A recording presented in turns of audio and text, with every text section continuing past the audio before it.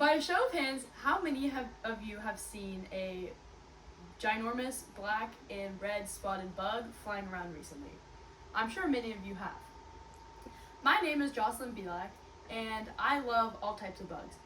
And recently, I've done a lot of research on a spotted lanternfly, which is the bugs you have been seeing recently. These bugs are of interest because they're actually an invasive species to this area, and they cause a lot of damage to the ecosystem. Though they are very pretty bugs, spotted lanternflies are an invasive species of bug from Asia, and they are causing immense harm to our ecosystems. In this speech, I'm going to inform you about lanternfly life cycles, how they're invasive, and what to do if you encounter one. Now that I've told you about how lanternflies are invasive, I'm now going to tell you about what to do if you encounter one. If you encounter a lanternfly, the best option is to kill it.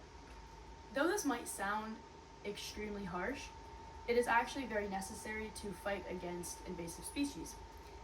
In an article by the U.S. Fish and Wildlife Services, they say that the best way to fight invasive species like the spotted lanternfly is to curb the population, which means you have to kill it.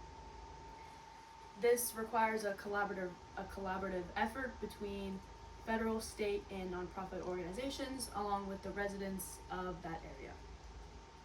Because spotted lanternflies are invasive, this means that they have no natural predators, and therefore their population remains unchecked, and the damage they do increases every year. This means that humans have to act as the natural predator towards them and kill them. Killing them can be done through a variety of ways, such as killing them with bottles or paper, shoes, even hands. These bugs don't bite, and however, they are very quick and they have very fast jumping reflexes, so swatting them might be a little bit difficult. In a website by the Fairfax County Public Works and Environmental Services, they say that another great option for fighting the invasive species is actually to kill any egg masses you see.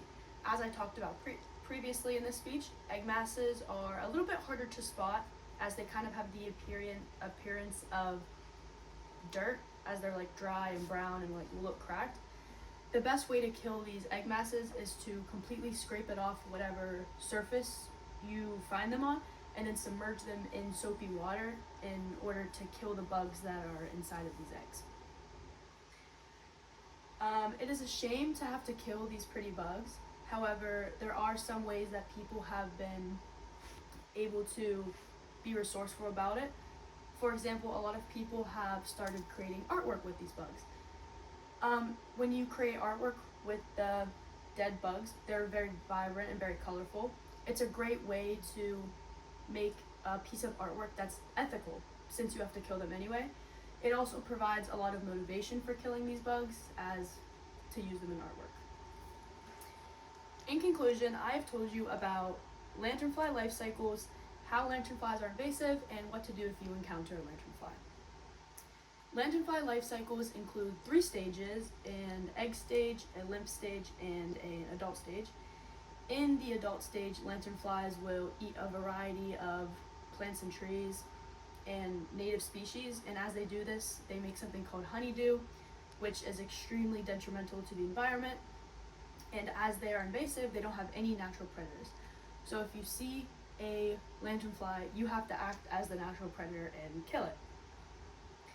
Though these bugs are very pretty, spotted lanternflies are an invasive species of bug from Asia, and they cause immense harm to our ecosystems.